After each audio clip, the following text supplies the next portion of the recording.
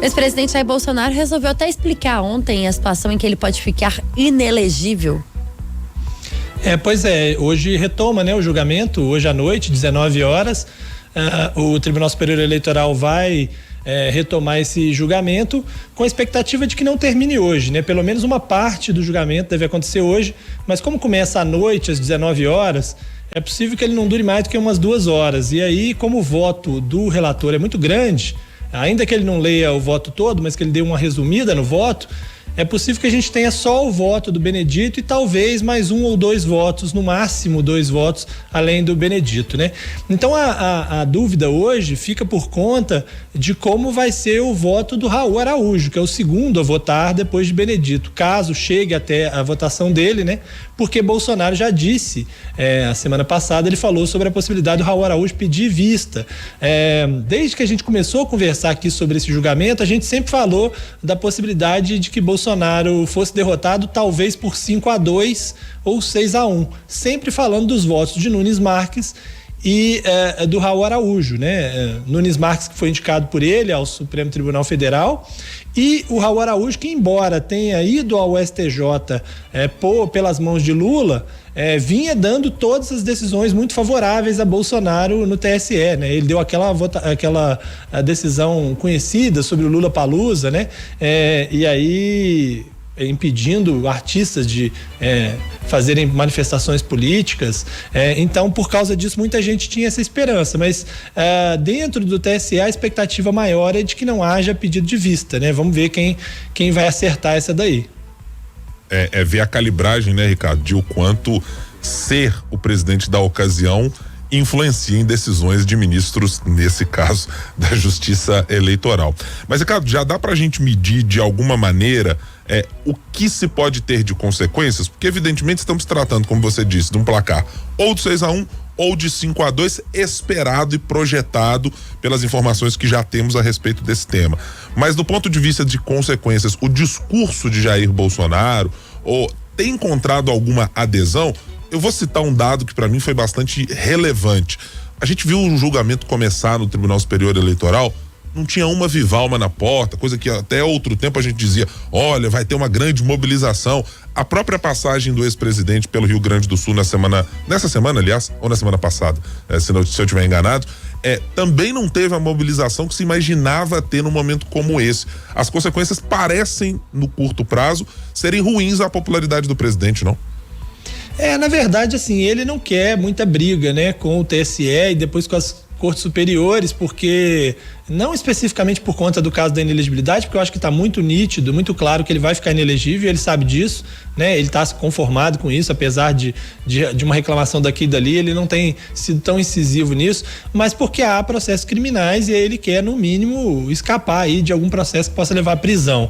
Então não vale a pena para ele ficar também desafiando o judiciário. Talvez esse julgamento até atrapalhe essa estratégia dele de se colocar eleitoralmente, né? Talvez o melhor para ele fosse que esse julgamento se encerrasse para que ele pudesse fazer seus eventos sem que isso fosse vinculado a qualquer tipo de pressão em cima do TSE.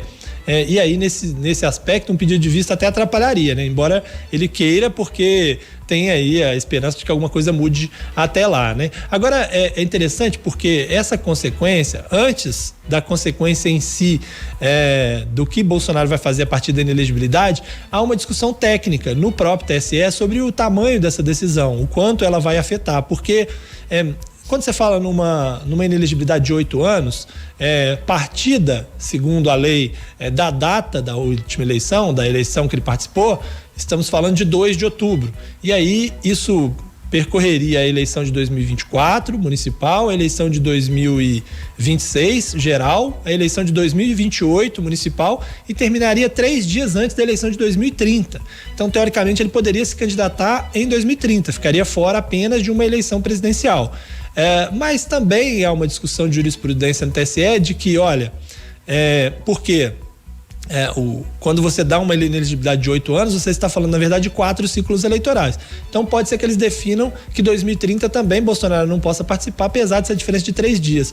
Essa diferença de 3 dias se deu porque houve uma mudança na data do processo eleitoral.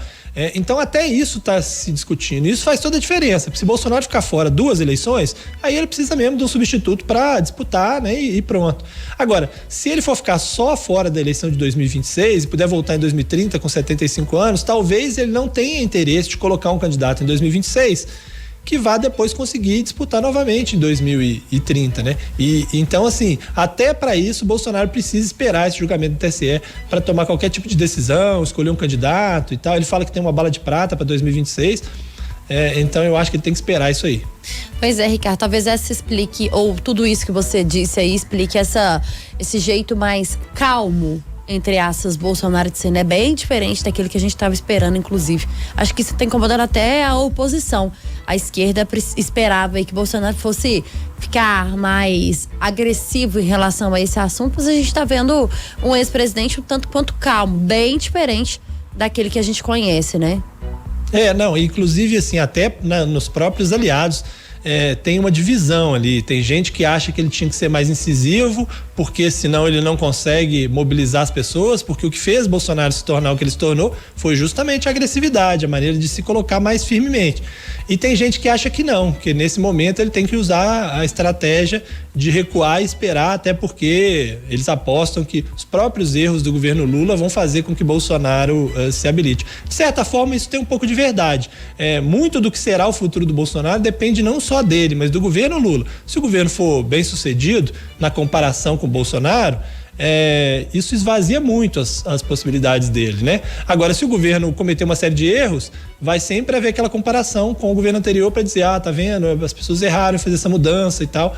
Então, eu acho que mais do que a própria postura do Bolsonaro, pesa muito o como se dará o governo Lula. Agora, claro, se o Bolsonaro for para os Estados Unidos, como ele está falando, né, ele chegou a dizer numa entrevista ontem que pode ir para os Estados Unidos e trabalhar lá como garoto propaganda de venda de imóveis. Óbvio que isso enfraquece do ponto de vista brasileiro, né? Ele ficar fora aqui das discussões, virar um garoto propaganda de venda de apartamento e casa nos Estados Unidos. Mas, assim, vindo de Bolsonaro, pode acontecer qualquer coisa, né?